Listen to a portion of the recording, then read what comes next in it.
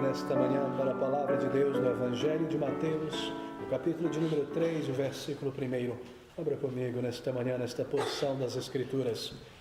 Mateus capítulo 3, o versículo 1. E naqueles dias apareceu João o Batista pregando no deserto da Judeia e dizendo: arrependei-vos, porque está próximo o reino dos céus. O título desta mensagem nesta manhã é João Batista, o embaixador do Rei Jesus Cristo. Meus queridos, observe este versículo mais uma vez. E naqueles dias, nos diz Mateus, apareceu João Batista pregando no deserto da Judeia. João Batista, um dos grandes heróis do Novo Testamento, a profunda inspiração para nós aqui neste capítulo 3. Muitas vezes nós temos uma atitude que nos leva a pensar que estas genealogias da Bíblia, ou essas descrições de caráteres de personagens bíblicos, são uma mera curiosidade intelectual bíblica para nós, mas de maneira nenhuma. Tudo que está contido na palavra de Deus, cada vírgula, não só as verdades comunicadas, mas a estrutura na qual estas verdades são ordenadas, é inspirado pelo Espírito Santo de Deus. Está aqui, como nos diz o apóstolo Paulo, para a nossa edificação, para o nosso crescimento espiritual. E nós queremos dar continuidade nesta manhã a esta série de estudos no Evangelho de Mateus. Então chegamos a este ponto quando devemos, por necessidade, lidar com João Batista. Ninguém igual, ninguém semelhante a João o Batista, aquele que foi enviado por Deus para preparar o caminho do Senhor. João Batista, o último dos profetas do Antigo Testamento. Ele tinha por volta de 30 anos aqui neste capítulo 3, quando ele inicia o seu ministério. 29, iniciando os seus 30 anos aqui. Você se recorda que João Batista era primo, meio primo, isto é, do Senhor Jesus Cristo, que era uma diferença apenas de 6 meses a mais do que o Salvador. Filho de pais idosos, Zacarias e Isabel, como você já leu. Nos é dito que eram um casal, Zacarias e Isabel, peculiarmente piedoso, de uma piedade bastante conhecida e sincera diante do Senhor. Nós lemos também no capítulo anterior, e sobretudo em Lucas, que o pai de João Batista, Zacarias, não confunda este Zacarias aqui com o profeta Zacarias do Antigo Testamento, mas Zacarias, o pai de João Batista, ele era um sacerdote, descendente da tribo sacerdotal. E nos é dito no Evangelho de Lucas, apenas estabelecendo este cenário, que em um determinado momento, quando coube a ele, na ordem dos sacerdotes, ir ao templo para o seu serviço, que ele entrara para dentro daquele lugar santo, então para dentro do lugar santo dos santos, com incenso para oferecer ao Senhor, o que acontecia apenas uma vez por ano, representando toda a nação.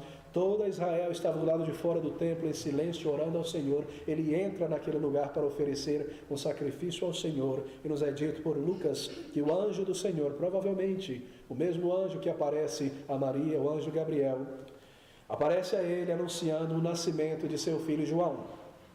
E foi dito a Zacarias, por este anjo, que João o Batista, o seu filho, haveria de vir como precursor do Senhor Jesus Cristo. E que ele seria um grande evangelista, e que ele seria cheio do Espírito Santo, mesmo desde o ventre de sua mãe. E Zacarias, nós lemos, teve dúvida a respeito disso, porquanto ele já era um homem de uma idade avançada, sua mulher sendo estéril, também de idade avançada, não poderiam ter filhos, humanamente falando. E nós lemos ali naquele registro de Lucas, que Zacarias, pela sua dúvida, foi afligido pelo anjo por mudez, e assim ele permaneceu até o nascimento de João Batista, até aquele momento simbólico e tradicional entre os judeus, quando a criança receberia um nome, e ali é dado o nome de João Batista ao seu filho, e de repente a sua fala, a sua voz retorna, e ele louva ao Senhor, e nós temos essa profecia, o cântico de Zacarias, sendo registrado ali em Lucas. E nós lemos também que João haveria de crescer. E nos parece, pela maneira como os evangelistas mencionam aqui, que ele viveu toda a sua vida adulta, da juventude até os seus 30 anos, em lugares ermos, desérticos de Israel, sobretudo naquele chamado deserto de Judá, que era aquela região sul do país de Israel, próximo ao Mar Morto, aquelas regiões realmente ermas.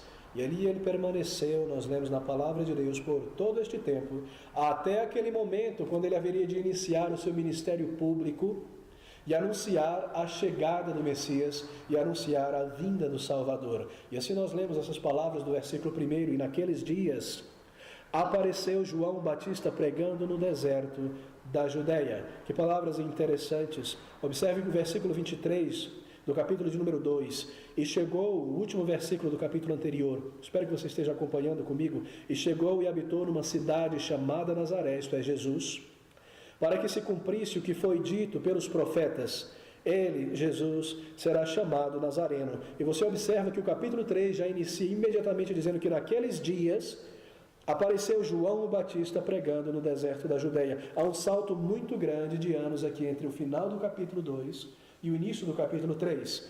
Alguns historiadores têm calculado entre 25 anos a 28 anos entre o final do versículo 23 do capítulo 2 e este início do capítulo 3 de Mateus. Isso acontece porque o objetivo de Mateus não é narrar minuciosamente cada um dos detalhes da vida do Senhor Jesus Cristo em sua infância, mas apresentar aquele fluxo de eventos na narrativa que levam ao início do seu ministério e a pregação da palavra e tudo aquilo que ele veio fazer aqui em sua missão, e não gastar um tempo demasiado nos detalhes do seu crescimento em termos de localidade ou aspectos geográficos e culturais. E nós vemos isso então, um grande salto aqui, quase 30 anos, não é, de silêncio, quando nada é mencionado nos evangelhos a respeito do Senhor Jesus Cristo.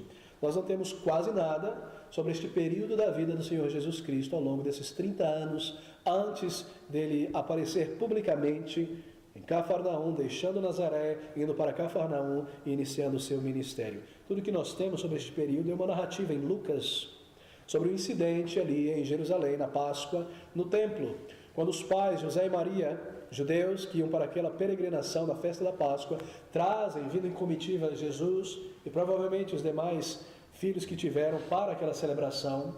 E ali o Senhor Jesus Cristo permanece sem o conhecimento dos seus pais, e nos é dito que quando os pais retornam a Jerusalém, o encontram sentado no alpendre do templo, conversando com os doutores da lei, inquirindo deles e respondendo a eles. Nada além disso nos é dito a respeito desses anos da infância do Senhor Jesus Cristo, a não ser que, nós lemos ali, que depois desses anos, o Senhor Jesus Cristo crescia em estatura, em sabedoria e em graça diante de Deus e diante dos homens. E aí então, chegando a este momento, nós lemos estas palavras, que na idade de 30 anos o Senhor Jesus Cristo, é isso que Mateus quer dizer com aqueles dias no versículo 1, e naqueles dias, na idade dos 30 anos do Senhor Jesus Cristo, desse período da vida adulta do próprio João Batista, então aparece João Batista pregando no deserto da Judéia. Isso é o contexto que nós temos aqui. E naqueles dias, nos diz Mateus, apareceu João Batista pregando no deserto da Judéia. Apareceu. No grego original, é um termo que vem de repente, essa ideia, apareceu, ali está ele, você não o via antes por ali, de repente há alguém, um homem, pregando nas regiões ermas e nas regiões desérticas de Israel, de Judá. Ele chegou, ele apareceu. No grego é um termo oficial, na verdade, que é muitas vezes utilizado para a chegada de um representante de um outro país em um determinado país, como um embaixador que vem na frente do rei para anunciar que aquele rei está vindo em comitiva para se encontrar com o rei ou com aquela sociedade. O embaixador, ele deve vir na frente para anunciar o porquê daquele outro soberano está vindo aquele rei. E é esse termo que é utilizado aqui por Mateus, que ele de repente apareceu em cena. É exatamente isso que faria João. João é uma espécie de embaixador do Senhor Jesus Cristo, porque exatamente essa a sua missão ao vir ao mundo, ser um embaixador do rei. Ele viria na frente do Senhor Jesus, ele viria anunciando a mesma mensagem do Senhor Jesus Cristo, ele viria preparando a mente e o coração daquele povo para a chegada do Salvador e o início do seu ministério ali em Israel. No versículo 1, então, nós lemos: naqueles dias apareceu João Batista pregando no deserto da Judéia. E no versículo 3, porque este é o anunciado pelo profeta Isaías, que diz: voz do que clama no deserto, preparai o caminho do Senhor, endireitai as suas veredas. Adiante do rei deveria ir também uma comitiva de pessoas, preparando o caminho para a comitiva do rei que já vinha atrás. Muitas vezes, naqueles caminhos da antiguidade, aquelas estradas péssimas, não é? Assoladas por chuva e terremotos e todo tipo de coisa. Era muito difícil transitar a carruagem, os cavalos dos reis. Assim, uma comitiva separada pelo rei era enviada à frente para aplainar as estradas, remover árvores caídas, para que o rei não se encontrasse em perigo, não se atrasasse no seu caminho. Soldados eram enviados para sondar as áreas, se haviam malfeitores por ali, salteadores. Uma comitiva era enviada para preparar o caminho, o embaixador era enviado à frente até chegar a outro reino, anunciando o porquê da vinda daquele rei. E é exatamente isso que nós vemos aqui na pessoa de João Batista, e nos termos que é utilizado por Mateus para apresentar a sua chegada. E naqueles dias apareceu João Batista. João Batista era um embaixador, e João Batista era uma patrola, alguém que veio para aplanar o caminho do Senhor. E que patrola, não é? E quando nós consideramos a sua atitude, a sua postura firme e séria, nós percebemos que foi um homem realmente separado para vir e preparar o coração daquelas pessoas. Mas preparar de que maneira? Bem, você se recorda, meus queridos, que o Senhor Deus, ao preparar a vinda do seu Filho para o seu povo em Israel, deixou aquela nação por 400 anos sem nenhum profeta, sem nenhum milagre, sem nenhum sinal sobrenatural. Todas aquelas muitas gerações, desde Malaquias, o último profeta, até a chegada de João Batista, permaneceram em um período de silêncio, assim por dizer, em termos de milagres, em termos de profecia, reduzidos à adoração no templo e nas sinagogas, em comunhão com o Senhor. Mas nada de miraculoso como nos dias de Elias ou nos dias dos demais profetas. Houve um silêncio imenso. Isso deveria acontecer para que quando o Messias chegasse, cumprindo o que foi profetizado a respeito dele, em Isaías 53 e tantas outras profecias, que ele curaria, que ele expulsaria demônios, que ele ressuscitaria os mortos, ele chegaria de repente com todos esses sinais a um povo que estava escasso e dormente de sinais por tanto tempo, e se tornaria tão claro, tão real aquela nação, que o Salvador, que o Messias prometido havia chegado. E assim João Batista vem pregando a mesma mensagem do Senhor Jesus, uma mensagem de arrependimento e fé, e ele vem atraindo pessoas para ouvir a respeito do Messias e do reino que haveria de chegar, pregando o evangelho do arrependimento e o batismo de arrependimento. Ele prepara o caminho do Senhor, porque essa seria a mesma mensagem do Senhor Jesus. Quando nós comparamos os discursos de João Batista, arrependei-vos porque está próximo do reino de Deus, e observamos as primeiras palavras do Senhor Jesus ao iniciar o seu ministério, em Marcos 1,15, você percebe que é o mesmo evangelho, porque Marcos nos diz que o Senhor Jesus Cristo chegou a Cafarnaum pregando e dizendo: arrependei-vos e crede no evangelho. Você percebe? É a mesma mensagem que o embaixador traz, é a mensagem do seu rei. Daí, João Batista, esse grande embaixador do Senhor Jesus Cristo. Nosso objetivo nesta manhã é colocarmos o nosso foco neste homem de Deus, e observarmos algo para o nosso crescimento espiritual, algo profundo, algo prático e algo de tamanha necessidade. Bem, nós lemos estas palavras mais uma vez. E apareceu João Batista, chegou de repente para a sua missão, pregando o arrependimento, pregando ou mostrando um batismo que é também baseado em arrependimento. E você se recorda que essas eram coisas novas, tanto a pregação quanto o símbolo do batismo. E nós vamos tocar nisso muito brevemente em alguns minutos. Bem, João Batista. É João o Batista, nos diz Mateus. Não João Batista, mas João o Batista, porque Batista não é o seu sobrenome. Mas Batista, o batizar, era a característica mais proeminente, visível do seu ministério. João era aquele que batizava, João o batizador, João o que imerge as pessoas. Tem um batismo aqui, traz a ideia de submersão, baptizo.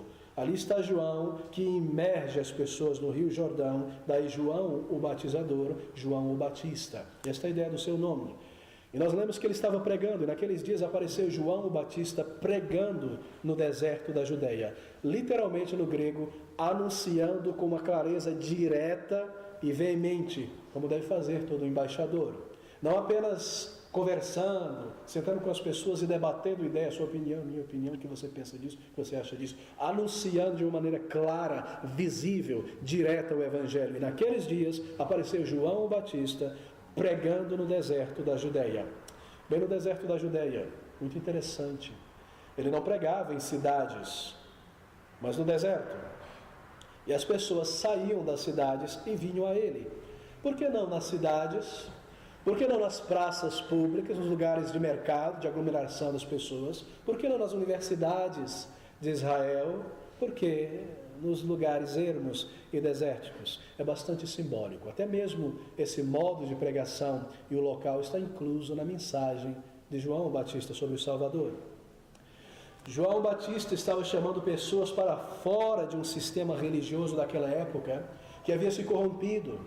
Assim, permanecendo nas áreas desérticas, ele chamava as pessoas para fora de tudo aquilo que Jerusalém representava naqueles dias, a falsa religião, a verdadeira religião dada por Deus, mas corrompida por aqueles líderes.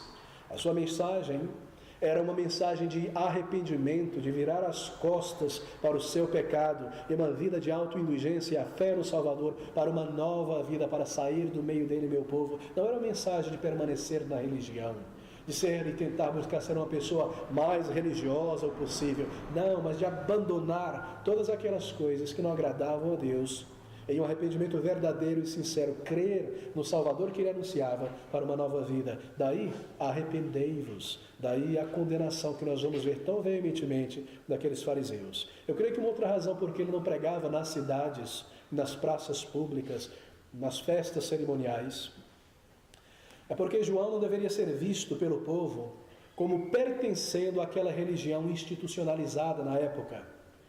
Não seria bom, não deveria ser assim, que o povo, a nação, visse João vindo de Jerusalém, crescendo ali, e na mente daquelas pessoas teriam João como parte ou do sinédrio ou da religião instituída.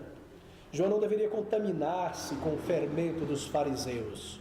Ele não deveria se contaminar com a hipocrisia religiosa daqueles líderes da época. É por isso que ele prega nos desertos, separado daquelas pessoas.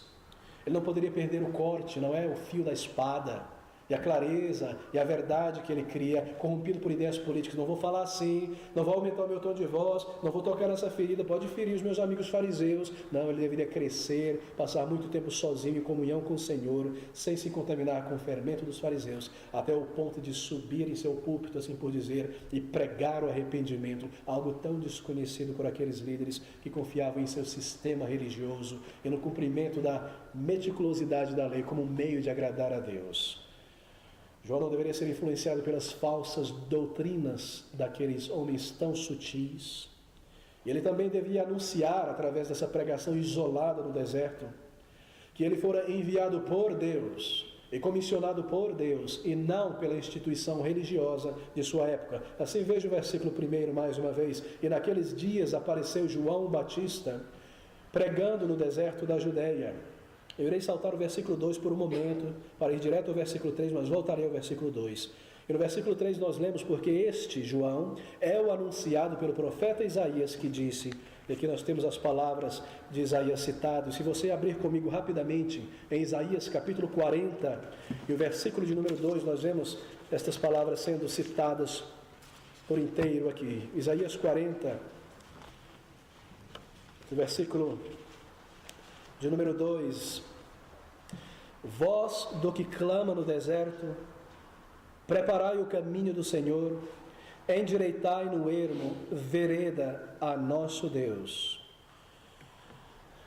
Essas palavras são muito interessantes, porque João sabia muito bem quem ele era, e João estava cônscio de seu papel e função no plano de Deus para a vinda do Messias.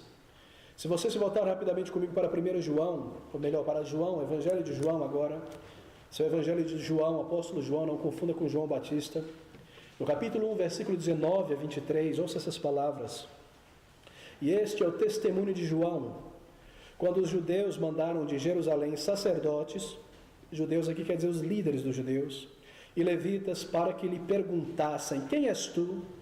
E confessou e não negou, confessou: eu não sou o Cristo. E perguntaram-lhe: então que? És tu Elias? E disse: não sou. És tu profeta? E respondeu: não. Disseram-lhe, pois, quem és? Para que demos resposta àqueles que nos enviaram. Que dizes de ti mesmo? Disse ele: eu sou a voz do que clama no deserto, endireitai o caminho do Senhor, como disse o profeta Isaías. João sabia quem ele era. Ele nega ser Elias, profeta Elias, e ele nega ser o profeta, um profeta, uma referência ao Senhor Jesus Cristo do Antigo Testamento. Mas algo curioso aqui, porque quando você abre comigo, rapidamente em Malaquias capítulo 4, versículo 5, este último livro do Antigo Testamento, nós temos aqui uma profecia, mais uma vez, sobre João o Batista. Malaquias 4, versículo de número 5, ouça essas palavras, bem no final desta era do Antigo Testamento e no início dos 400 anos de silêncio: eis que eu vos enviarei, diz o Senhor, o profeta Elias, antes que venha o grande e terrível dia do Senhor. Interessante, não é? Porque nos é dito aqui que Deus enviaria o profeta Elias à frente do seu Messias. Mas João Batista, quando é inquirido, nós vimos ali no Evangelho de João, e perguntado se ele é este profeta Elias, profetizado por Malaquias, a sua resposta é: não, não sou. Algo curioso aqui. Porque no capítulo 11, mantenha esse raciocínio em mente, no capítulo 11 de Mateus, abre comigo no versículo 14, em conexão com esses dois versículos que nós acabamos de ler, há esse ponto muito interessante do Senhor Jesus Cristo, mais uma vez, sobre João o Batista. E ele diz, no capítulo 11, versículo 14, em Mateus, isto é: e se queres dar crédito, Jesus falando às multidões, quando ele pergunta sobre eles, quem é João Batista? Não é? No versículos anteriores ele pergunta: o que fostes ver no deserto da Judeia? Uma cana movimentada pelo vento? E a resposta é: e se quereis dar crédito, é este ou este é o Elias que havia de vir. O Senhor Jesus Cristo está dizendo que aquele era o Elias que haveria de vir.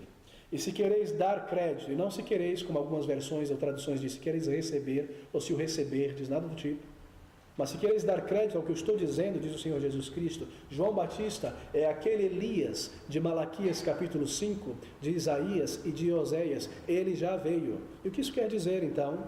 Porque João Batista nega ser o profeta Elias, ele negou ser a pessoa literal, ou a encarnação, novamente, assim por dizer, do profeta Elias. Mas, de fato, João Batista é este Elias, porque ele vem como que no poder e no ministério do profeta Elias. E é muito interessante observar a semelhança que há entre João Batista, em caráter, sua maneira de se vestir, de pregar, e o profeta Elias. Elias pregava, sobretudo, nas regiões ermas.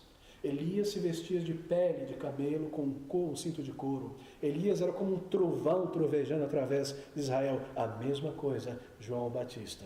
Aqui está este homem que vem no espírito, na atitude do profeta Elias. É algo curioso que muitos israelitas em suas sinagogas, em suas casas, quando celebram a Páscoa, eles têm ali um cálice que é enchido de vinho e deixado de lado para o profeta Elias. Eles continuam na esperança de que o profeta Elias venha, porque eles sabiam muito bem, como todo judeu, que primeiro deveria vir o profeta Elias, como é profetizado em Malaquias 5, e depois o Messias. Assim, em suas mesas, eles têm essa superstição mística de um cálice para o profeta, convidando: vem à minha casa me abençoar, alguma coisa do tipo. E quando uma criança, aos 13 anos de idade entre os judeus, faz sua apresentação pública, ali uma cadeira para o profeta Elias. Então essas superstições judaicas de hoje têm uma base nesta ideia. Eles sabiam muito bem que Elias, assim por dizer, devia vir como um sinal antes da vinda do Messias. E o Senhor Jesus Cristo está declarando: se quereis dar crédito no que eu estou dizendo, este é aquele a respeito de quem o profeta disse.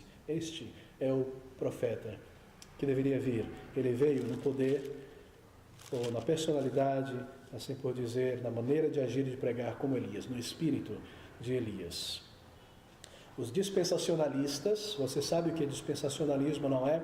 Aquela ideia de que Cristo vai voltar duas vezes, uma vez escondido, no oculto, depois visível, 3 anos e meio de tribulação. Você não encontra nada disso na Bíblia, nós já lidamos com isso, iremos voltar. Mas eles dizem que este versículo é uma prova de que vai ter um Elias vindo lá no futuro, no milênio. Alguns dizem que pode ser uma das 2 testemunhas em Jerusalém que vão morrer, como Elias, vão ressuscitar. Mas eles torcem, eles maltratam e torturam esse texto para dizer: se vocês aceitassem o Elias, João Batista, ele seria o Elias para vocês. Mas não está dizendo isso o texto. Se quereis dar crédito, este é o Elias. Ele já veio. Porque a ideia é de que essas coisas devem se cumprir literalmente, porque a nação rejeitou Jesus. Então Deus abriu um plano B para os gentios, vai fechar esse plano B e voltar a lidar com os judeus novamente. Igreja do gentio classe B, igreja dos judeus classe A. Essa é a ideia criada por Nelson Darby no século XIX, mas esse é um texto muito usado e muito surrado por eles, mas é tão claro.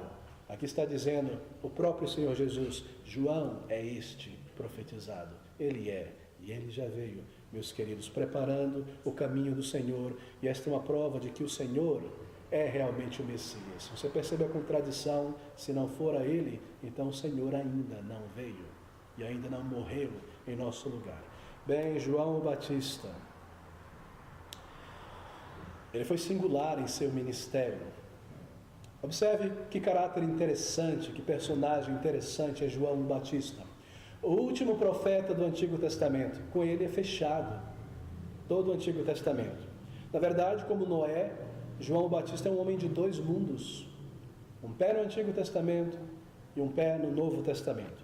Ele foi único também porque ele foi profetizado a respeito. Não há profecia a respeito dos demais profetas, da vinda deles, Zacarias, Isaías, Jeremias. Mas há aqui várias profecias falando sobre a vinda desse profeta, que é Elias. Os muçulmanos, em sua tentativa de surrar a palavra de Deus e introduzir Maomé aqui, dizem que essa é uma profecia a respeito da chegada de Maomé. Mas é uma coisa tão esdrúxula e absurda que nós não gastaremos tempo comentando. Aqui está aquele que viria preparando o caminho do Senhor. Ele foi o único. O último profeta do Antigo Testamento, um homem de dois mundos, assim por dizer. Ele foi o único porque foi profetizado também por Malaquias, por Isaías, por outros profetas. Porque também não realizou nenhum sinal. Você observa que como profeta ele não realizou nenhum sinal de maravilha, não é? Todos os profetas, em sua maioria, realizavam algo miraculoso que autenticava o seu ministério. Você vê Elias pedindo fogo do céu que veio e tantas coisas acontecendo. Mas ele é singular porque ele não realizou absolutamente nenhum sinal. Estes sinais deveriam ser deixados para o Salvador. E é algo maravilhoso pensar sobre isso, que embora não realizasse nenhum sinal, nenhuma performance fora do comum, assim por dizer, para autenticar a sua pessoa como profeta e a sua mensagem por consequência, ainda assim as multidões vinham ouvi-lo e ouvir a sua palavra e eram batizados por ele. E Deus causou, assim por dizer em termos históricos, um reavivamento entre o povo naquele momento, com aquele homem simplesmente pregando a palavra de Deus. Mas em Mateus capítulo 11, mais uma vez, nós vemos esse versículo de número 11. Abre comigo rapidamente. Mateus 11, 11. Em verdade vos digo que entre os que de mulher têm nascido, não apareceu alguém maior do que João o Batista, mas aquele que é o menor no reino dos céus é maior do que ele. Você já parou para pensar sobre essas palavras? Quero dar algo sobre o caráter de João Batista aqui, na declaração do Senhor Jesus Cristo. E é de interesse para nós. Dentre os nascidos de mulher não há nenhum maior. O maior homem na face da terra até o Senhor Jesus Cristo, até a chegada do Senhor Jesus. Mas ao mesmo tempo, de maneira contrastante, nos é dito que qualquer pessoa, versículo 11, mas aquele que é o menor no reino dos céus é maior do que João Batista. Em que sentido, primeiro, foi João o maior? Nesse sentido, deixa eu gastar um minuto aqui. Nos é dito que não houve nenhum homem maior do que João nascido de mulher. Bem, ele foi o maior porque ele cumpriu o seu ministério dado por Deus fielmente. Ele fez tudo, absolutamente tudo que foi requerido dele quando comissionado por Deus. Eu devo te dizer que isso é algo muito difícil para um pastor, para um profeta, para alguém comissionado, porque o tempo todo líderes separados por Deus são tentados a fazer aquilo não que agrade a Deus da maneira de Deus, mas aquilo que massageia o ego das pessoas, para que ele tenha cativo os corações das pessoas do seu lado. Mas João Batista foi fiel até o final, proclamando o conselho de Deus da maneira que deveria fazer. Ele anunciou Cristo. Ele disse: eis ali o Cordeiro de Deus vindo em nossa direção, que tira o pecado do mundo. O tempo todo ele veio fazer aquilo que Deus o comissionou, é levar o Salvador diante dos olhos daquele povo, conquistar, assim por dizer, como nos diz o profeta Isaías, o coração dos filhos e dos pais para o Senhor seu Deus, pregando a respeito do Salvador. Tantas vezes ele disse: virá um maior do que eu não sou digno de carregar as sandálias dele atrás dele. Ele vem do alto, eu venho de baixo. Ele foi grande porque ele foi fiel, e isso é grandeza diante de Deus, obediência e fidelidade à comissão que ele nos dá, sobretudo ministros. Ele pregou a mensagem de arrependimento, a mensagem de perdão de pecados pela fé em Jesus Cristo, no Messias. E ele foi também, isso fez ele um homem muito grande. Eu gostaria que você atentasse para esse ponto. Ele foi um homem muito, muito sério e muito grave no exercício do seu ministério. Algumas pessoas têm perguntado a propósito: por acaso, pastor, João Batista sorria de vez em quando? Você sente essa austeridade dele, não é? Bem, eu creio que sim. Sobretudo quando ele falava da graça de Deus. Ele deveria trovejar, porque a sua mensagem é uma mensagem de arrependimento, que fala sobre pecados e a malignidade do pecado. Mas eu tenho certeza que quando ele falava sobre o Salvador, o Messias, o seu semblante deveria brilhar, um grande sorriso deveria ser visível ali para as pessoas. Quando ele falava sobre o amor de Deus, quando ele falava sobre perdão de Deus para os homens, a possibilidade agora de ser reconciliado por Deus pela fé no Salvador. Essas coisas certamente iluminavam o seu semblante com doçura. Mas, meus queridos, aqui está um homem sério no exercício do seu ministério. Quando eu era menino, crescendo no meio evangélico, pai pastor, avô pastor, tio pastor, monte de pastor, havia muitos pregadores sérios nos anos 80, muitos pregadores sérios, que lidavam com a palavra de Deus da maneira em que apresentavam como sendo realmente as coisas de Deus e de um Deus santo e elevado e eterno, cujos olhos estão sobre cada crente. E eles lidavam com grande seriedade, com grande gravidade ao manusearem a palavra de Deus. Não era ainda daquela coisa flipante, não é superficial, das muitas brincadeiras e piadas a cada 3 minutos. Aquela era não tinha chegado ainda. Eles levavam muito a sério o ensino da palavra de Deus e a maneira de ensinar, de transmitir. Eles não somente criam na gravidade, na seriedade das verdades, mas eles criam que estas verdades deveriam ser manuseadas com toda a gravidade e seriedade que está ligada à própria verdade. E eles pregavam como pessoas que criam no que pregavam, e se eles falavam sobre a santidade de Deus, eles manuseavam estas coisas desta maneira, com grande reverência e profundidade. E eu vi muitos desses pastores quando eu era menino. Eles não eram meros palestrantes que preparavam uma mensagem, metade da mente estava na mensagem, a outra metade estava na maneira como eu vou me projetar para a plateia, com meu PowerPoint, com minha gravatinha colorida. Não, eles estavam ali para exaltar a palavra de Deus e colocar a glória no Senhor. E eles viam a mensagem como algo sério, da parte de Deus, que as pessoas deveriam ouvir e compreender e crer e serem tocadas por ela para obedecerem a Deus, viverem uma vida agradável a Deus. Eles não eram apenas pessoas que traziam a mensagem, que prepararam, eles estavam com o coração e a mente nisso, e eles eram sérios. A palavra de Deus queimava os seus corações. Até que na minha adolescência, então chegou, e talvez na sua, se você cresceu neste meio, a geração dos pregadores leves e superficiais, ali por final dos anos 80, início dos anos 90, já é muito antiga, mas ela tomou grande intensidade a partir dos anos 90. De pregadores que gostam de se engraciar com a congregação, de ganhar pontos e estima da congregação, e dizer coisas que façam a congregação rir ou chorar e se emocionar, manipulando as emoções das pessoas. E a cada 5 minutos uma anedota, uma historinha, uma ilustração que desvia a mente das pessoas da palavra e leva elas embora para qualquer outro lugar. E tudo que elas lembram no final do culto é da anedota, é da piada, é da comparação e nada da palavra de Deus. E a partir dos anos 90 que começou a aparecer essas coisas. Homens que começaram a projetar a si mesmo do púlpito como grandes personalidades. E se eu quero ser visto como uma grande personalidade, deixe-me tentar misturar a pureza e a simplicidade gloriosa da palavra de Deus com coisas que, segundo a mente humana, são profundas. Nós vamos falar aqui então hoje sobre o Logos de Platão e o Logos de João. Vou misturar Machado de Assis com a literatura do Novo Testamento e você vai perceber minha capacidade intelectual. Mas Paulo dizia, nós pregamos a Cristo e Ele crucificado. E esta geração tem invadido os meios evangélicos e reformados, e o neocalvinismo é a maior expressão destas coisas. Você ouve de uma conferência de jovens, de uma conferência fiel, que um cantor de rap conduziu toda a conferência. São os dias em que nós vivemos, mesmo no meio reformado. Homens que começaram a surgir para projetarem a si mesmo, e todo este culto à personalidade tomou lugar na internet. mas baseado em seus carismas, no seu controle psicológico da audiência e como conduzir as pessoas ao que você deseja, que na seriedade e na profundidade das coisas de Deus. E nós vemos isso em toda parte hoje. Pregadores que não parecem crer no que estão ensinando. Você percebe mais eles do que a própria mensagem. Não é verdade, estou dizendo alguma coisa fora do comum aqui.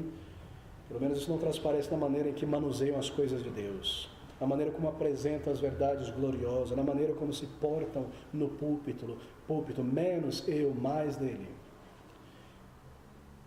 Então, viajando para fora do Brasil, nos anos 2000, na Inglaterra, eu tive o primeiro contato, deixa-me colocar algo pessoal, me perdoe por isso, eu tive o primeiro contato com pregadores da tradição reformada puritana antiga, que ainda estão vivos, poucos ainda. Homens que alguns faleceram, sérios, que sorriam quando falavam da graça de Deus, mas que tomavam as coisas com grande seriedade. E você podia sentir neles e na pregação que conforme você ouvia a palavra de Deus sendo pregada, você estava diante dos oráculos de Deus. Nada mais do que a palavra de Deus sendo comunicada. E o que estava sendo ensinado ali, era a gloriosa palavra do Deus vivo registrada, a voz de Deus. Você percebia a maneira como esses homens manuseavam com seriedade a palavra de Deus e a comunicavam. E essa foi a postura da grande maioria dos pregadores por muitos séculos e décadas, até chegarmos a esta geração decadente, egocêntrica, antropocêntrica de pregadores que nós encontramos em toda parte. Não era apenas uma questão de personalidade, era a mensagem. Me recordo de um pregador que conheci em 2005 na Inglaterra, que, embora no início da sua jornada era um homem fiel a Deus, ganhou grande proeminência na Inglaterra, ao ponto de se tornar um conselheiro da rainha Elizabeth II. John Stott. Em 2005 eu estava em conversa com ele, e ali conversando e batendo papo na igreja dele, um homem que já tinha escrito tanto, mas que aos poucos se desviou do padrão puro e simples da palavra de Deus, ao ponto de ensinar coisas tão distantes da palavra de Deus. Mas você ainda via aquele elemento da seriedade ao lidar com a palavra de Deus. Não era como os pregadores superficiais, borbulhantes de nosso dia. Mesmo um homem como aquele que se afastou tanto da palavra de Deus. Depois conheci o pastor do Tabernáculo Metropolitano, o atual pastor, na mesma tradição de Spurgeon, de E.J. Paul Conner e tantos outros pregadores. Ali você percebia como homens eram inspirados por Deus na palavra de Deus. E foi tão maravilhoso ter esse contato. Eu estou dizendo isso porque, meus irmãos, porque aqui diante de nós, nesse capítulo de Mateus, está João o Batista, um pregador do Evangelho, que pregava o arrependimento de pecados e a fé no Senhor Jesus Cristo, mas um homem que cria no que pregava. E não somente nas verdades que ele pregava, mas na forma, a gravidade, a glória da mensagem estavam unidas como um envelope no texto e na mensagem, que não podiam ser desassociadas. Eu não poderia apresentar essas verdades de outra maneira, senão segundo o teor delas também. Pregando como quem anuncia os oráculos de Deus. E aqui diante de nós está João o Batista. Ele era um homem sério. E as multidões iam ouvir a palavra de Deus. E muitos nasceram de novo e foram enraizados na verdade. E quando o Salvador veio, muitos estavam preparados para vir e segui-lo. E fazer exatamente aquilo que deveriam fazer, seguir o Messias. E uma espécie de reavivamento, de despertamento espiritual estava agora acontecendo entre aquele povo depois de 400 anos de silêncio, cumprindo-se assim as palavras que o anjo dera ao seu pai, a Zacarias, o pai de João Batista, que diz que João, pela sua pregação, traria de volta ou voltaria o coração de muitas pessoas em Israel para o Senhor, seu Deus. E é isso que a palavra pregada com seriedade e simplicidade faz. Mas a pregação flipante, superficial, ela trará os nossos corações de volta para esse mundo e para nós mesmos, e não para Deus. E muitos foram salvos aqui nesse contexto, e trazidos para dentro do reino de Deus, por um verdadeiro arrependimento, e tudo está aqui, no que nós lemos nesses versículos de número 3 a versículo 4, veja comigo, porque este é o anunciado pelo profeta Isaías que disse: voz do que clama no deserto, preparai o caminho do Senhor, endireitai as suas veredas. E este João tinha as suas vestes de pelos de camelo e um cinto de couro em torno dos seus lombos, e alimentava-se de gafanhotos e de mel silvestre. Veste de pelos de camelo, não como os filmes nos mostram a veste de couro de camelo, mas de pelo, aquela parte mais longa dos fios, não é? Que eram tecidos em roupagem. Algo comum, na verdade, naqueles dias. Não era apenas João Batista que se vestia, essa era uma roupagem comum de pessoas pobres, simples, muitos se vestiam por este pelo, que era mais durável, esquentava mais, e aquele cinto durável de couro. E tudo que ele está nos mostrando, pela sua aparência visual, é que ele era um homem firme, um homem simples também. E quando você começa a perceber que ele comia certas coisas simples, você percebe que a sua dieta também era de uma pessoa simples. A propósito, em 2 Reis 3:18, 13:4, nós percebemos como os profetas se vestiam daquela maneira também. E ele alimentava-se, diz Mateus, de gafanhotos e de mel silvestre. Gafanhotos. Haviam 4 tipos, pelo menos, na antiguidade, ainda hoje. 7 centímetros mais ou menos de comprimento, da grossura de um dedo. Era feito como uma espécie de lanche. Era comido por muitas pessoas até hoje na Palestina. Você encontra pessoas se alimentando daquela delicatesse, assim por dizer. Mas uma dieta comum para aqueles dias, gafanhotos como lanche, mel silvestre que abundava nas cavernas ali daquela região rochosa, nos desertos do Jordão. Sua maneira de se vestir, a sua dieta, era parte também de sua mensagem, juntamente com o ato de pregar nos lugares desertos. A sua maneira de se vestir e sua dieta era parte de sua mensagem, em que Deus estava, por meio dele, reprovando uma sociedade acostumada com o luxo de Jerusalém daquela época, a autoindulgência e a vida rica daqueles líderes da época. Ele chamaria pessoas para fora da cidade, para fora de suas vidas confortáveis, para irem ao deserto e ouvirem um homem vestido daquela maneira, com a pregação tão bíblica, tão direta daquela maneira. Isso era parte da mensagem de João Batista. Então, o versículo de número 5 nós lemos. Então ia ter com ele Jerusalém e toda a Judéia e toda a província adjacente ao Jordão. Toda a Judéia, você se recorda que com Salomão Israel foi dividido em 2 partes, o norte chamado de Israel, o sul chamado de Judá. Capital de Judá em Jerusalém, capital do sul em Samaria. Aquelas circunvizinhanças saíam de suas vilas e de Jerusalém com os líderes para irem ouvir a pregação de João Batista junto ao Jordão. Então, de volta agora ao versículo de número 2, onde nós paramos, e dizendo: arrependei-vos. Esta é a mensagem de João. Nós já vimos a sua pessoa, sua origem, seu caráter, agora observe a mensagem. E dizendo: arrependei-vos, porque está próximo o reino dos céus. Veja o versículo 6, que conecta este versículo 2. E eram por ele batizados no rio Jordão, confessando os seus pecados. Bem, o batismo de João Batista. Muitos têm perguntado, é o mesmo de Jesus Cristo? Foi algo novo o batismo de João Batista em comparação com as tradições judaicas. O batismo de João foi algo novo, sem precedente. Você não encontrará aquele tipo de batismo na tradição judaica. Algumas pessoas, sobretudo os chamados pedobatistas, que batizam bebês, têm dito que João Batista copiou o seu batismo daquele batismo que os judeus realizavam para os prosélitos. Prosélitos são aquelas pessoas que não eram judeus, queriam se juntar à religião judaica. Eram batizados, assim por dizer, mas na verdade era uma lavagem cerimonial. E muitos têm dito que João apenas copiou aquele batismo antigo dos judeus e deu um novo significado mais amplo a esse novo batismo, que era o batismo antigo e apenas uma nova aplicação, mas o mesmo batismo. Mas eu devo dizer logo de início que o batismo de João aqui não é um batismo de prosélitos judeus, porque não há, e eu desafio a qualquer pessoa a observar isso junto comigo, não há qualquer sinal de judeus batizando prosélitos no Antigo Testamento. Você simplesmente não encontrará. Nunca aconteceu tal coisa, é um mito.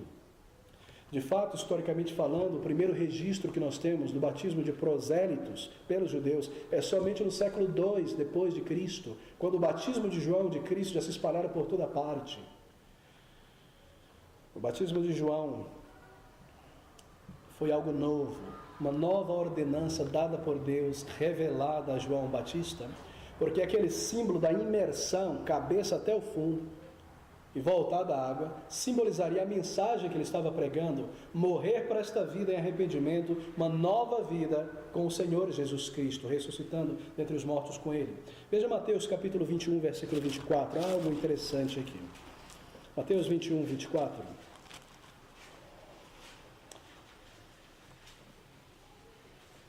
Observe, Jesus sendo confrontado pelos líderes outra vez que queriam pegar em uma armadilha. E a pergunta que foi feita a Jesus foi: em que autoridade, com que base autoritária tu fazes esses sinais? E Jesus respondeu e disse-lhes: eu também vos perguntarei uma coisa. Se me disserdes, também eu vos direi com que autoridade faço isto. O batismo de João, de onde era? Do céu ou dos homens?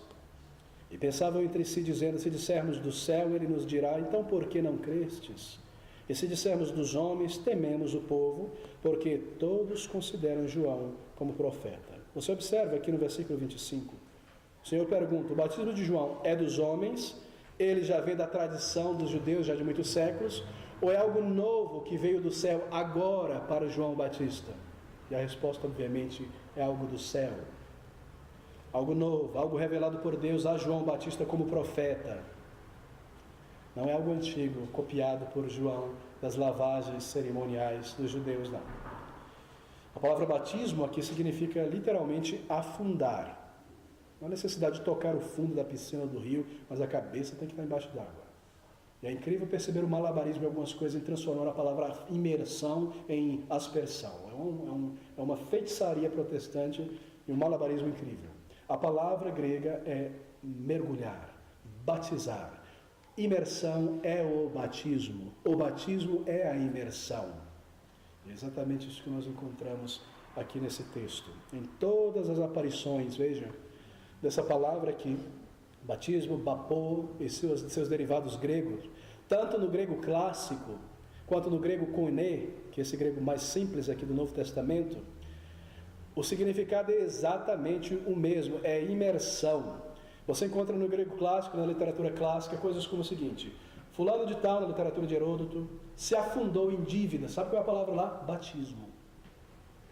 Afundado, até em cima da cabeça. Eu estou afundado num emaranhado de emoções, eu estou dentro, imergido.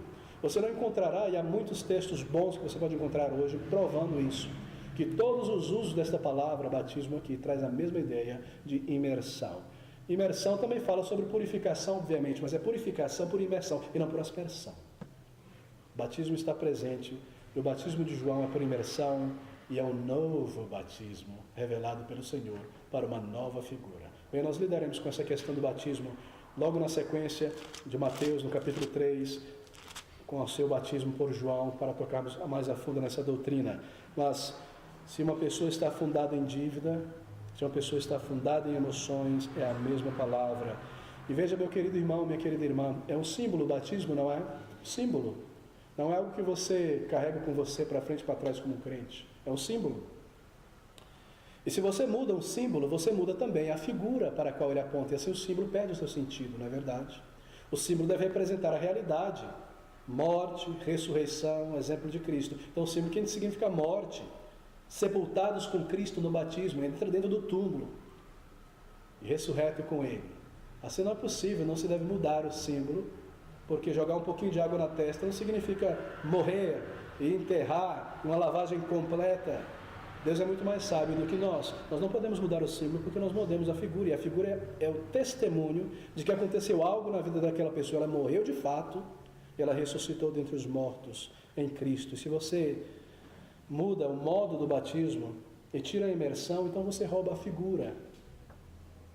É interessante que os nossos amigos pedobatistas, eles não aceitariam se você, falando sobre a segunda ordenança, que é a ceia do Senhor, não é só 2 ordenanças, não sacramento, as ordenanças, fazer isso em memória de mim, daí ordenança. Se na segunda ordenança da ceia do Senhor, em vez de nós seguirmos literalmente, pegarmos o pão e comermos e engolimos, significa que eu estou comendo a carne dele, bebendo o sangue dele, para ser parte dele. Você veja o símbolo, representa a realidade. Mas se eu tirar isso aqui e falar, não precisa disso, o modo, o símbolo, a figura não é importante. Pega um pouquinho da farinha de trigo e joga assim na testinha dele, já comeu do pão, já participou da ceia. Você aceitaria isso? Vamos permanecer na palavra de Deus. O batismo de João era um símbolo, uma marca de arrependimento e fé. Morte para a velha vida, virar as costas, sair daquela cidade, vir ao Senhor, algo que já aconteceu, por isso que é crer e ser batizado, é batismo depois da conversão, e não batismo antes da conversão, é crer e ser batizado. Você percebe como a palavra de Deus é clara, maravilhosa e direta. Foi o batismo de arrependimento, ou seja, tendo como base para aquele batismo, aquele ato, que eu já me arrependi de meus pecados. Uma criança não pode se arrepender, não é verdade? Assim não pode ser batizada, o símbolo não se aplica a ela. Batismo é uma mudança de mente. Arrependimento é uma mudança de mente, é o batismo de arrependimento. Alguns cristãos pensam que nós não devemos enfatizar na pregação do Evangelho o arrependimento. Você já ouviu isso? É parte dessa geração que tem chegado nos últimos 30 anos. Não fale sobre arrependimento, isso ofende as pessoas, elas vão embora. Fale apenas sobre Jesus, amar a Jesus, só amar, teus pecados vão ser perdoados. Mas aqui nós vemos arrependei-vos e crede. Arrependimento e fé andam de mãos dadas, são os dois lados de uma mesma moeda. Você não consegue ter uma moeda de um lado só. Salvação envolve arrependimento e fé no Senhor. E essas duas coisas andam juntas. Você crê e se arrepende. Você se arrepende porque você crê. Porque você crê na mensagem, você vem e confessa ao Senhor. Uma mudança de mente.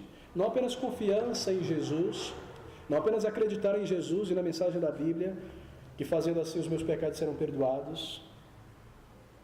Alguns dizem que não se deve estressar o arrependimento porque você parece criar uma espécie de boas obras. Eu vou me arrependendo, assim eu vou ganhar o interesse de Cristo, né? Uma obra, de fato. Mas não, meus queridos, é um equívoco.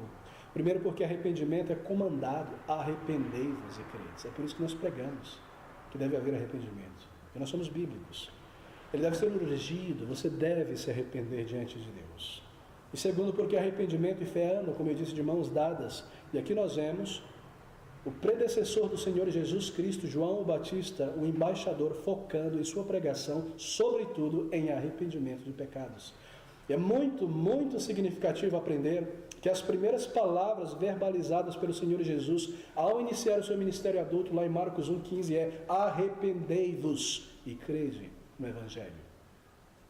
Nós estamos vivendo uma geração confusa, de pessoas que parecem imaginar que podem criar a roda e a pólvora, e métodos e ideias para cativarem pessoas junto com suas técnicas psicológicas, psicodélicas de música, imagens e todo tipo de coisa.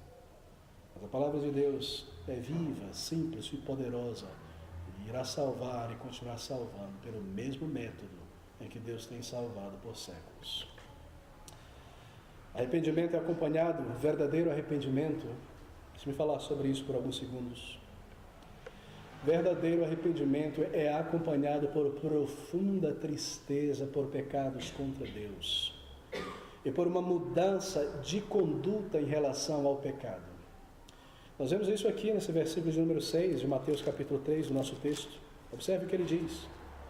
E eram por ele batizados no Rio Jordão, confessando os seus pecados. Arrependimento envolve confissão de pecados. E as pessoas deveriam de fato se arrependerem e sentirem grande tristeza pelos seus pecados cometidos contra Deus. E deveria haver uma confissão de pecados diante de Deus e uma mudança de conduta em relação ao pecado. E é baseado nisso, então, que eles seriam batizados. Que isso aconteceu, que houve arrependimento, daí o batismo de arrependimento.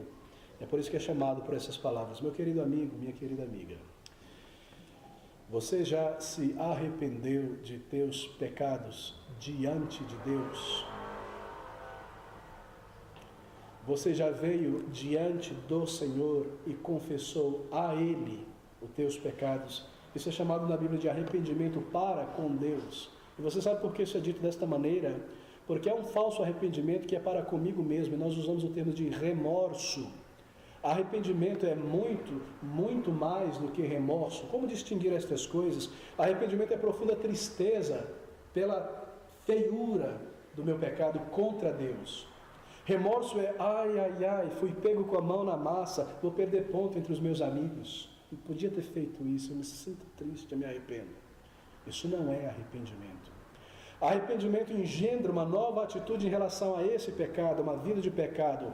O pecado não é mais o meu amigo, é meu inimigo, é uma mudança de relacionamento.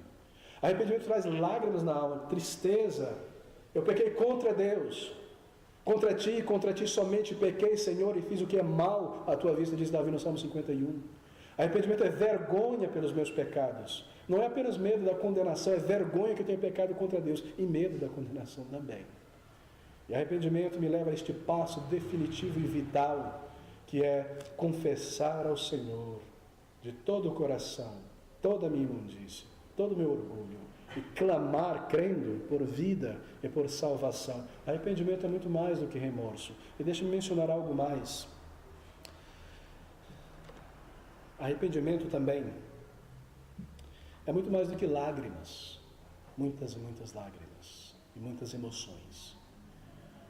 Não é apenas se sentir triste, mas é confessar ao Senhor e dizer: Senhor, eu sou isso, eu fiz isso. Você sabe que no processo de conversão, pela bondade e misericórdia de Deus, embora a nossa vida, nossa alma seja tão podre em pecados, e haja bilhões e miríades dele, de todos os tipos, na mente e no coração, normalmente Deus liga a luz, esse holofote, em um pecado específico e mais proeminente. E nós normalmente pensamos mais sobre ele, aquele pecado. E a partir dali nós começamos a confessar aquele. Mas arrependimento não para somente neste pecado.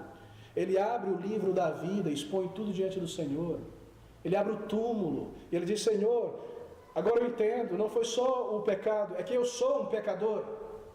E eu tenho vivido assim também, e pensado assim também, eu já fiz isso e aquilo, e eu tenho agido diante de ti, e eu confesso os meus pecados.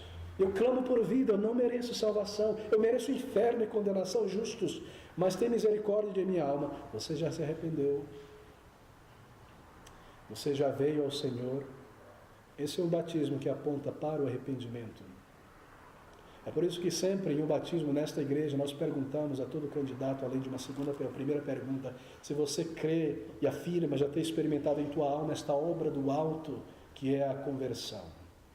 Porque ela deve apontar para uma nova vida. Conversão envolve arrependimento, bem como fé no Senhor Jesus. E essas coisas andam juntas. Deixa-me explicar esse processo de conversão. Você sabe como acontece? Nós aprendemos isso na Bíblia. Mas os puritanos eram muito bons em descrever isso, a anatomia da conversão. Aqui estou eu, como diz a palavra de Deus, um homem, uma mulher, morta em meus delitos e meu pecado. Quer dizer que eu não sinto o meu pecado, por isso que eu estou morto. Quer dizer que eu sou separado de Deus, eu não o adoro, não sou filho de Deus, por isso que eu estou morto. Morto é separação. Mas eu sou uma pessoa inteligente, eu vivo, eu trabalho, eu construo, eu pinto, eu danço, eu faço o que eu quero, e eu estou feliz aqui neste mundo material. Mas eu estou morto para com Deus. Eu não amo, eu não sirvo, eu não adoro, eu não sinto o peso da minha condenação, a urgência de me reconciliar com Deus. De repente, porque Deus irá me salvar na sua compaixão tão grande, na sua misericórdia e eleição tão tremendas. Aquele homem, aquela mulher que estava ali morto, perambulando pela vida como um zumbi espiritual, em delitos e pecados, de repente Deus inicia uma obra de salvação nesta vida, como que plantando aquela semente inicial em seu coração, e aquela pessoa passa de um morto, um defunto espiritual, uma alma penada espiritual, para uma pessoa agora viva, mas viva ainda em delitos e pecados. Ela não foi salva. De repente ela acorda. Espera aí, Deus é verdadeiro. Deus não é energia, não é um conceito. E ela começa a sentir os seus pecados. E ela começa a sentir mais. Uma avalanche de memórias que tinham sido enterrados, de pecados do passado, começa a tomar a sua consciência, fazendo ver quão pecador ele é. E mais este sentimento de tristeza se aprofunda. Eu pequei contra Deus, Deus é real, eu estou sendo julgado por Deus, eu mereço o inferno. Isso irá se aprofundar nesse processo. Os olhos dela foram abertos. Ao mesmo tempo, Deus proverá que ela ouça o Evangelho, que ele ouça o Evangelho, seja lendo um panfleto, ela se lembra do testemunho de pessoas, o Evangelho que ela ouviu lá tempo atrás vai vir à mente dela, para que ela entenda o que o Salvador fez para um pecador como eu. Isso levará a desejar a salvação, indo embora desejando fugir de Deus, fugir e desejar, tristeza e desejo, até o ponto que ela começa a bater nessa porta e pedir por salvação, mas é uma batidinha muito fraca. Oh Senhor, eu quero o céu, eu quero as bênçãos. Ela não se envergonhou do seu pecado, e Deus vai deixá-la ali por algum tempo batendo.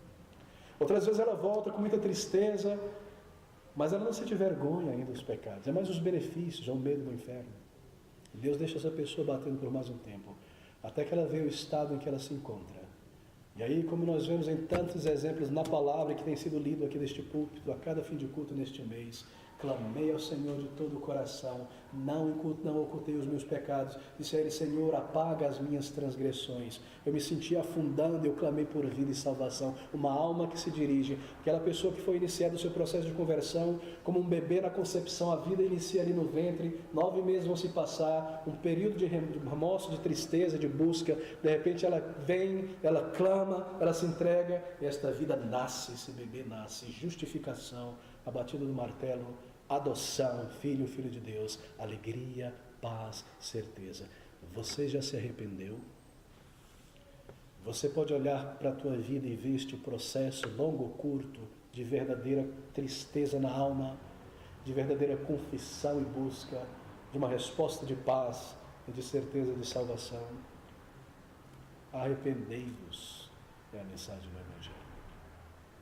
Onde você se encontra nessa jornada para a eternidade?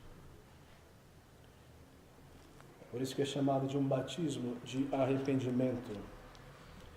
Um batismo que mostra que houve arrependimento. De maneira que quando João vê aqueles líderes judeus do Sinédrio, fariseus e saduceus ali, ele declara essas palavras tão veementes no versículo de número 7, ouça comigo: e vendo ele muitos dos fariseus e dos saduceus que vinham ao seu batismo, dizia-lhes: raça de víboras, quem vos ensinou a fugir da ira futura? Sabe o que ele está dizendo aqui? Quem ensinou vocês a criarem um subterfúgio, imaginando que através de uma cerimônia de batismo, vocês vão fugir da ira de Deus enquanto vocês permanecem em seus pecados? Quem ensinou isso a vocês, a serem tão maliciosos? É imaginar que porque você foi batizado como uma criança, você está salvo. O símbolo da aliança não te servirá de nada se você não tem fé no Salvador e nunca se arrependeu.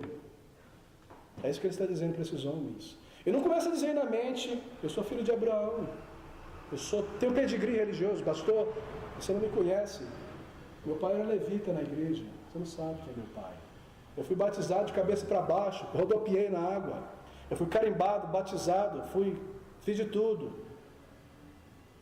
Não dizeis, não presumais a vós mesmos de um pedigree religioso. Sabe por quê? Porque Deus pode transformar esse carpete em filhos de Abraão, e aquelas pedras, essa luz. Isso não é algo difícil para Deus. Mas provai, veja essas palavras agora: produzir, pois, frutos dignos de arrependimento. Muito interessante, ele está falando sobre boas obras. E lá em Lucas, ele vai dizer: se você tem 2 capas, dê uma, ajuda o outro, não peça mais do teu salário se você é um soldado romano. Sabe o que ele está dizendo aqui? Ele está colocando o fim para o começo. Porque quando uma pessoa é transformada de verdade, não é apenas uma questão de falar sobre doutrina o tempo todo e tagarelar sobre os problemas da igreja X e Y. É uma vida na alma. E uma vida na alma quer dizer verdadeiro amor pela alma das pessoas não convertidas e pelos irmãos. Frutos que mostram que essa árvore está viva, ela está enraizada em uma fonte de água. Então ele prova pelo final o que está na raiz. E essas palavras são tão importantes: raça de víboras. Raça que é utilizada no sentido da família. Por que ele não chama apenas víboras? Não, porque vocês são descendentes de uma raça inteira, de um sinédrio inteiro, de uma geração inteira que só produz pessoas venenosas e peçonhentas que estão o tempo todo em emboscada querendo atacar os justos. Versículo 8 e 9: produzi, pois, frutos dignos de arrependimento, e não presumais de vós mesmos, dizendo: temos por pai a Abraão, porque eu vos digo que mesmo destas pedras Deus pode suscitar filhos a Abraão. Meu querido amigo, o teu batismo, a tua mãe crente, o teu avô crente, uma revelação que você teve, um demônio que você expulsou, alguém que você curou, não te servirá de nada, nada, nada no dia do juízo. Será que você nunca leu? Naquele dia, diz o Senhor Jesus aqui em Mateus 6, muitos me dirão: Senhor, será que em teu nome tu não lembra? Não, Senhor, em teu nome não expulsamos nós demônios, e não fizemos sinais e maravilhas, e não curamos, e não profetizamos. Você sabe o que é chocante na resposta? É que o Senhor Jesus Cristo não diz: vocês estão mentindo. Ele simplesmente não diz isso. Ele diz simplesmente: apartai-vos de mim, nunca vos conheci. Eles fizeram tudo aquilo. Eles realmente profetizaram, expulsaram o demônio, fizeram sinais. Mas a resposta de Cristo é: nunca vos conheci. O que isso significa dizer? Vocês não pertencem a mim. Eu não conheço vocês como alguém autenticado por mim para fazer estas coisas. Vocês não são dos meus. Batismo, cantar no coral, ter um blog evangélico, bons sentimentos. Você já se arrependeu diante de Deus? Veja esse versículo de número 11. Versículo de número 10, a 12. E também agora está posto o machado à raiz das árvores. Toda árvore, pois, que não produz bom fruto é cortada e lançada no fogo. Ele fala sobre a religião instituída, a igreja que se encontrava dentro de Israel. Israel como uma nação e uma igreja dentro de Israel. Aquelas árvores que na vinha do Senhor não estavam produzindo fruto seriam cortadas, e de fato foi, porque a igreja agora não pertenceria mais a uma nação e a um templo. Aquela nação seria espalhada, o templo seria destruído. A bandeira da igreja judaica desceria do mastro, a bandeira da igreja judaica e gentil, de todas as nações, subiria ao mastro. O machado está à raiz, e eu, em verdade, vos batizo com água para o arrependimento, tendo em vista o arrependimento. Mas aquele que vem após mim, ele está apontando para Cristo, é mais poderoso do que eu, cujas sandálias não sou digno de levar. Ele vos batizará com o Espírito Santo e com fogo. O batismo do Espírito Santo e o batismo de fogo. Bem, o batismo do Espírito Santo na Bíblia é uma referência à conversão. Isso é o batismo do Espírito Santo na Bíblia. E a conversão é a aplicação dos méritos que o Senhor Jesus alcançou na sua vida perfeita e na sua morte, pelo Espírito aplicado à vida de um pecador. É o Espírito quem salva, aplicando os méritos de Cristo. É Ele que abre os meus olhos e me convence do meu pecado, que ninguém me convenceria. E é Ele que me conduz ao Salvador e ao porto seguro. E assim é o Espírito que salva. E aqui está sendo dito que é Ele quem vem batizar esta pessoa, fazê-la morrer, imersão, e fazê-la nascer de novo espiritualmente. É por isso que batismo do Espírito Santo se refere à conversão. João Batista está dizendo, olha, vocês vêm a mim, mas eu não conheço o coração de vocês. Eu prego um arrependimento verdadeiro, vocês devem se arrepender e ser batizados. Mas pode ser que muitos aqui são hipócritas, que vêm às águas para se batizar, ele diz, mas que não produzem frutos de arrependimento. Mas quando ele vier, o Salvador, ele já está aqui. O batismo dele não será só de água no corpo, mas será no coração, será um batismo do Espírito Santo, será uma conversão genuína, real, profunda e verdadeira. Não obra da água apenas, mas obra do Espírito Santo de Deus. É o Espírito Santo que é o agente da conversão, que aplica os méritos de Cristo. E o batismo do Espírito Santo é a vinda do Espírito Santo habitar em uma pessoa no exato momento da sua conversão, selando ela.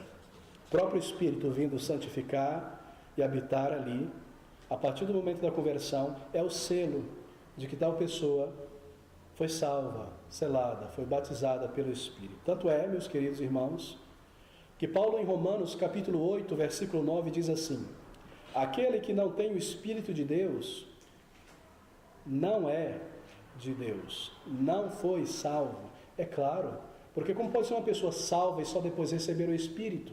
Você é salva pelo Espírito. E aquele que não tem o Espírito não é salva. Assim não existe essa história de que eu fui salvo, agora eu vou receber o Espírito. Se é o Espírito que salva. Não, pastor, você está confundindo. Aquele é o batismo de Cristo e esse é o batismo do Espírito. É uma coisa só, meus irmãos. O batismo de Cristo é do Espírito. Porque é Ele que envia o Espírito, pelos méritos de Cristo, para salvar. Assim, batismo do Espírito Santo na palavra de Deus é uma referência à conversão. É o Espírito quem converte, aplicando os méritos do Senhor Jesus a uma alma necessitada, a um pecador que será salvo. Bem, o que é então este batismo com fogo? O versículo diz: Ele vos batizará com o Espírito Santo e com fogo. Bem, esse batismo mencionado aqui em Mateus, marque isso, é um único batismo, não dois, um único batismo, com duas expressões ou com duas qualidades. Um único batismo com duas expressões ou com duas qualidades. Não são dois batismos mencionados, mas apenas um. Observe que o termo com, veja com clareza no seu versículo. A preposição com aqui está em itálico, né, deitadinha assim. Sabe o que é isso? Toda vez que uma palavra aparece em itálico, significa que ela não está no original. Foi a maneira que o tradutor tentou nos auxiliar. Assim nós podemos muito bem ler o texto da seguinte maneira: Ele vos batizará com o Espírito Santo e fogo. E não um batismo com Espírito, depois um batismo com fogo, mas um só batismo com Espírito e com fogo. O batismo de Cristo ou do Espírito são o mesmo, pois é com o Espírito que Cristo batiza. A ideia aqui do versículo 11 é esta: um só batismo, uma só conversão, com duas obras grandiosas realizadas na conversão. Pense da seguinte maneira: como um banho, tomar banho e usar dois elementos para o seu banho. Fulano de tal tomou o seu banho usando sabonete e usando shampoo, mas foi um banho só. Essa é a maneira, a ideia que Mateus está expressando aqui do batismo de João, a respeito de Cristo, na conversão. Ele está dizendo que Cristo realizará uma obra dupla na conversão. Veja, é bastante óbvio isso através da palavra de Deus. Na conversão de uma pessoa, o Senhor dá o seu Espírito para habitar na vida da pessoa como selo da sua conversão. Vos batizará com o Espírito. E também, pelo mesmo Espírito, é realizada na vida de uma pessoa uma obra de perdão de pecados, de culpa, das obras da velha natureza, que é representada aqui simbolicamente pelo fogo. Com o fogo, vos batizará com o Espírito, vindo, descendo, como um selo, como diz Paulo em Romanos, o Espírito de Deus testifica com o nosso Espírito que Ele habita em nós. E Ele realiza essa obra que tem a semelhança de fogo, de queimar as impurezas. O ouro, a prata, através do fogo, estará eliminando as impurezas. Ele dá um novo caráter. Ele não só apaga os teus pecados, você continua um pecador pela vida, Ele vem habitar em você e Ele realiza esta obra de purificação, um novo caráter, uma nova vida. E é isso que João Batista está dizendo aqui. Ele vos batizará com o Espírito Santo e fogo. Não será apenas perdão das tuas culpas e você continua com o mesmo caráter decaído, não. Será purificação, novo estado. Não completa libertação do pecado, você não se torna imaculado, mas um grande poder, grande fonte de água. E há muitos outros símbolos que apontam para isso. Então é isso que João Batista está dizendo. O Senhor Jesus os salvará de verdade. Não será apenas uma cerimônia para muitos que vêm atrás da cerimônia apenas. E Ele fará uma obra de habitação do Espírito Santo de Deus em vocês e a transformação do caráter, Espírito e fogo. Paulo, falando aos Coríntios, diz: quando eu estive entre vocês, a minha pregação não consistiu só em palavras de sabedoria humana, o Logos de Platão e o Logos de João, mas em demonstração do poder do Espírito. O que ele quis dizer? Ele começou a pular e dar cambalhota e bater na mesa? Não. Quer dizer que houve conversão. Ele não só falou e todo mundo foi embora tranquilo, intelectualmente satisfeito. Não, ali houve conversão, houve a operação do poder do Espírito pela palavra proclamada. Essa é a mesma ideia. Bem, eu gostaria de concluir por aqui, meus irmãos. Nosso tempo já se escorre. Nós ouvimos sobre João Batista. Seu caráter, sua mensagem, a sua postura como um pregador, mas há algo em suas palavras, nas próprias palavras de João Batista, que se aplicam a cada um de nós aqui também. Eu gostaria de concluir abrindo em João, capítulo 3, o versículo de número 30. Veja o versículo de número 28. Versículo 27, capítulo 3 de João. João respondeu e disse: o homem não pode receber coisa alguma se não lhe for dada do céu. Vós mesmos, ele está falando aos seus discípulos, vós mesmos me sois testemunhas de que disse: eu não sou Cristo, mas sou enviado diante dele. Aquele que tem a esposa é o esposo, mas o amigo do esposo, isto é, o próprio João, que lhe assiste, ouve, alegra-se muito com a voz do esposo. Assim, pois, já está meu gozo cumprido. É necessário que ele cresça e que eu diminua. Você sabe o que isso significa, essas palavras? É necessário que ele, o Senhor, cresça e que eu diminua. Os seus negócios devem dar lugar aos negócios de Cristo Jesus. A glória de Cristo Jesus deve ser tudo para você. Em tua vida, as tuas propriedades, os teus poderes, a tua influência, os teus bens, a tua formação, os teus talentos são dele. E é assim que nós devemos pensar, meus irmãos, minhas irmãs, dia a dia, ano após ano, ele deve crescer.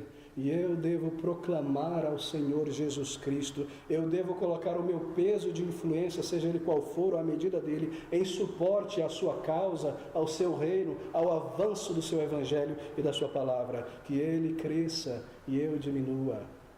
Menos atenção a mim e mais serviço a ele. E é claro que isso foi verdade a respeito de João Batista. Toda a sua mensagem, toda a sua vida era uma grande seta em direção ao Senhor Jesus Cristo. É necessário que ele cresça, e é nosso dever viver e agir assim, em nossos sentimentos, em nossos pensamentos, em nossas escolhas. É necessário que ele seja projetado.